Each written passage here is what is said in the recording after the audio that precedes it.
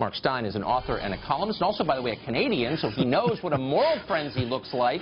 He joins us tonight. Mark, I've never seen liberals so mad. You would have thought someone lit a cigarette in a restaurant or forgot to recycle. I mean, that level of rage. You have to take this seriously, Tucker. That Trump punk kid is heading for the electric chair. If it's good enough for the Rosenbergs, it's good enough for this kid.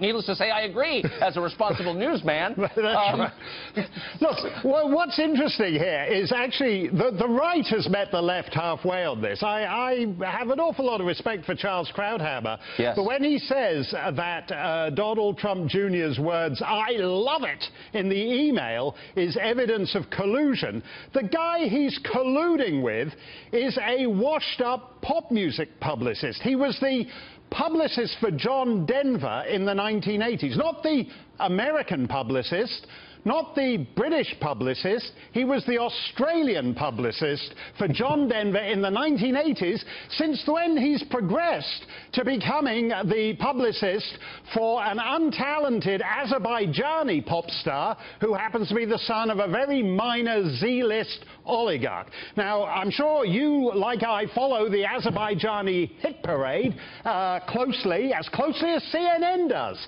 It's 17 with a bullet on CNN's morning show. I'm sure you follow the Azerbaijani hit parade super closely, but if you were going to collude, I'm not sure even under the Espionage Act, it's possible to bring up prosecution for someone colluding with the publicist for an Azerbaijani pop singer. I've read the statute, I can't find that in there. But, I mean, what you've described is a crime against good taste, colluding with the Australian publicist for the late John Denver. Right. But I wonder how... Sunshine on my shoulder makes CNN's morning show very happy. Indeed it does. But I wonder how much of the outrage is real, and is there anything at the bottom of this? Do the Trump people have anything to worry about?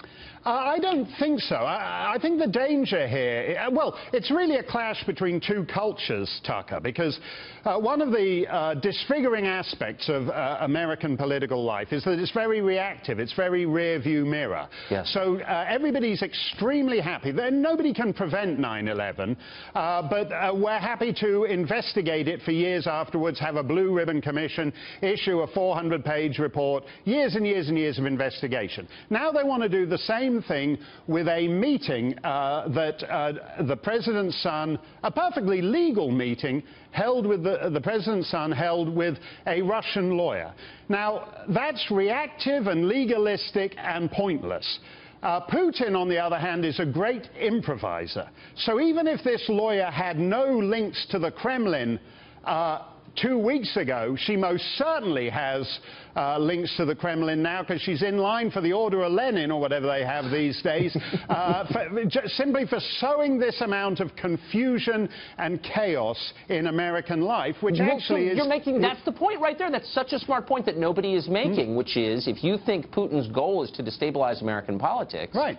Aren't we offering it up to him, that opportunity, the greatest opportunity ever offered to him? Yes, it's win-win either way. And we know, by the way, that this is what's happening here is just the routine interaction that goes on everywhere across the planet in the last 20 years, since the collapse of the Soviet Union.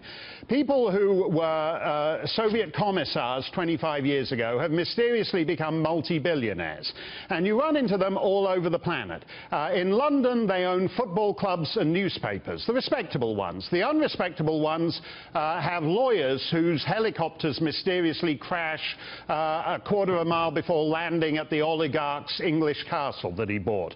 And the oligarchs complain all the time that they have no idea whether the people who purport to be influential in the West... I had an oligarch said to me, I mean, this is, you know, that's a great conversational gambit, by the way, if you want to go into a singles bar, Tucker, and say, this Russian oligarch said to me the other day, because it shows the chick you're a person of influence and collusion right there. But this oligarch said to me a couple of years ago, the first thing that happens when you land in a Western city is people are always claiming they can perform services for you. you.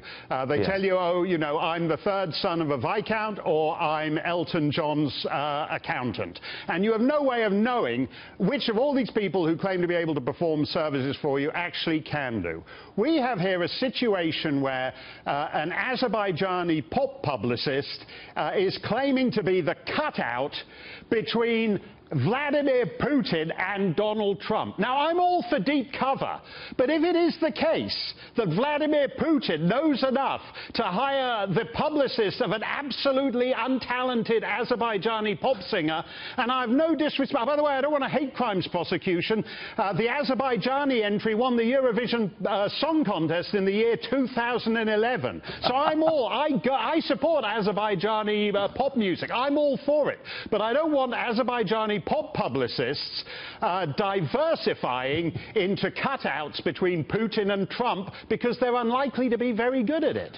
The cast of characters is unbelievable. It's like closing time in the sleaziest bar in Stad. That's right. It is. It's the closest. Somebody else. It's the sleaziest bar in Baku, which I think is the.